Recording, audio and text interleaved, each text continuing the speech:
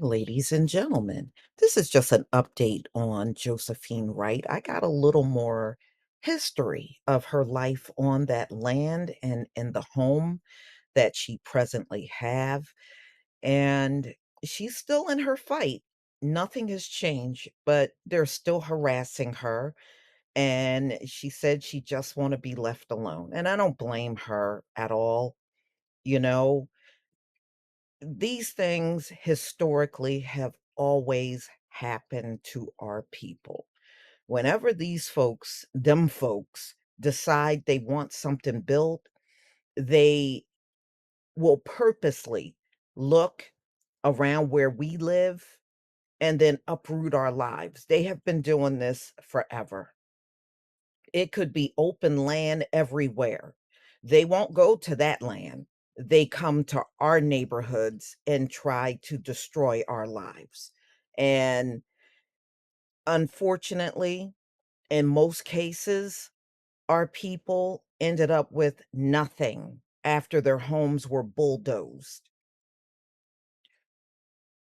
And what they offered this woman is absolutely insane. I don't blame her for not taking the amount, but they think so small of us. They do. They think any little cheap amount will suffice. It will never suffice. Okay? And what's happening to her is all the more reason for reparations. Not only for her, but all of our brothers and sisters in the past that had to endure the same exact thing. So here's some history on her life on Hilton Head Island. Josephine and her late husband, Samuel Wright Sr., they actually lived in New York at one point in time. And this property that she's on was in his family.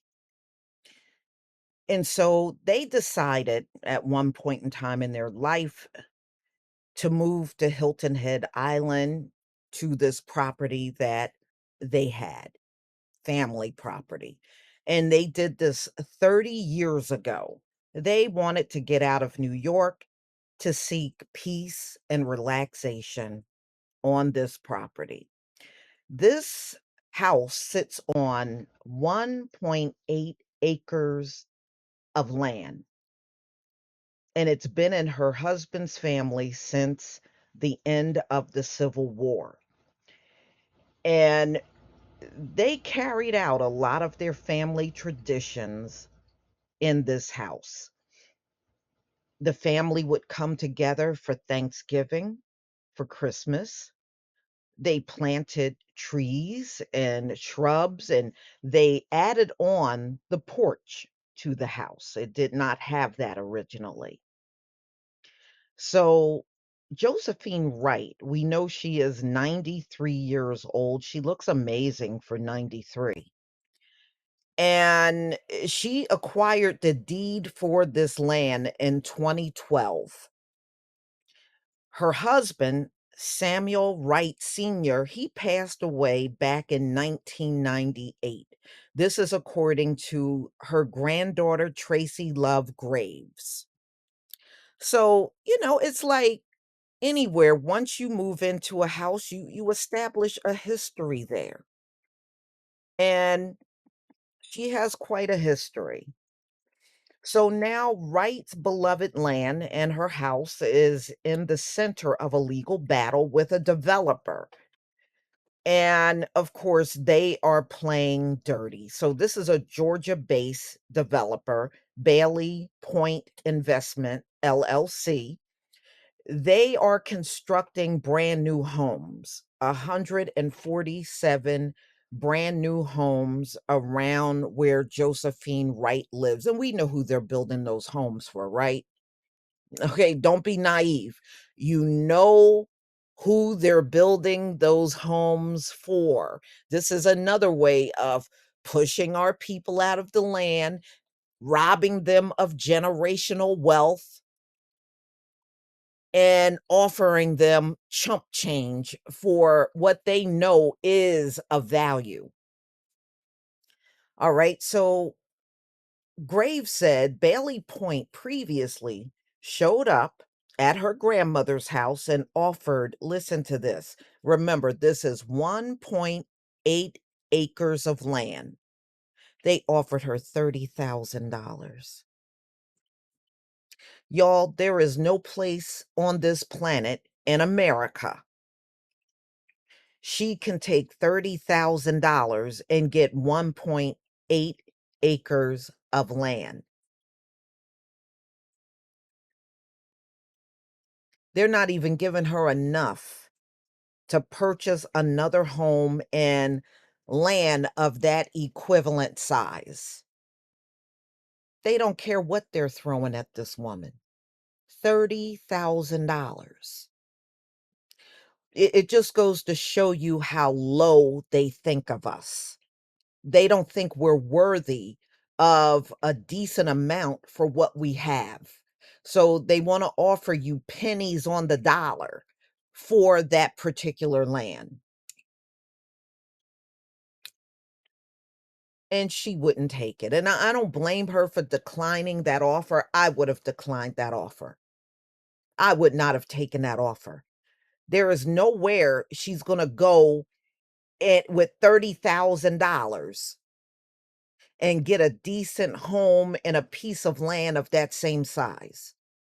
It's an insult. So the developer later, like in February of this year, filed a lawsuit claiming that Wright had a satellite dish, her shed, and her screened in porch were encroaching on the developer's land. Now, the developer, they could have found land somewhere else, but they saw who was living in that neighborhood, and that's why they're there. So, anyway, the lawsuit was asking her to remove this stuff, the satellite dish, the shed, and her porch. That's what they were asking her to do. So, Wright originally did start removing stuff. She removed her shed, she removed her satellite dish, and then when it came down to her front porch, she thought about it. She refused. And she filed a counterclaim in April of this year. So she accused Bailey Point of a constant barrage of tactics of intimidation, harassment, trespass, and to include this in her litigation of them trying to force her off her land. She really should get them for that alone in a separate lawsuit. She need to do a civil suit and get them for all of the harassment that they are doing on her land, trashing her land and just being a complete nuisance because they're trying to run this woman off. I hope her granddaughter or somebody is recording everything they are doing. I really believe she has a strong, strong case when it comes down to all the harassment that they're doing to her. Now, Wright says she just want to peacefully live on her property, and they are depriving her of that. So she did her claim in April and May. Bailey Point did a counterclaim against her April claim, denying all of the allegations that they were harassing her. But you know what, y'all? This is what they have done historically. This is what they have done. And in many cases, you know what they would do? They would just come and start bulldozing. And our people would either not be home or they would be home and have to run for their lives. That's how rotten and low down these folks are.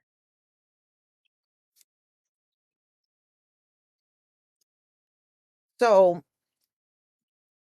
the legal battle is on, but there is a historic history of this, y'all, that goes back centuries of this exact thing happening to our people. This has been going on forever. So I'm glad she is fighting back. I really pray for this woman that she prevails in this lawsuit and that developer can go kick rocks. They could have probably built that same development elsewhere, but they just couldn't do that. They had to seize the opportunity to do this to a melanated woman, and I'm sure a lot of her neighbors were too. And you know, she's still got a good chance of beating this case, and I hope she does. Wow. So, there was a GoFundMe for her, and I believe it's still out there, y'all. Because I did the video on Kyrie Irving, um, giving her $40,000 to her GoFundMe, because this is all towards her legal fund and her fight against this developer. And I'm not sure. Let me go look. I'm gonna see if her um GoFundMe is still there. If it is, then what I will do is I will put the link to it in the description box. But no, this is an attitude of entitlement, believing that whatever we're on and they run us off is no big deal. It is a big deal. They sure wouldn't want their lives uprooted. And see, and it just goes to show you the level of disrespect they have for our people doing this to a woman in her damn 90s. Unbelievable. What a disgrace. Please leave your comment and subscribe. Don't forget to hit on the notification bell, and I'll see you on the next video. Peace, family.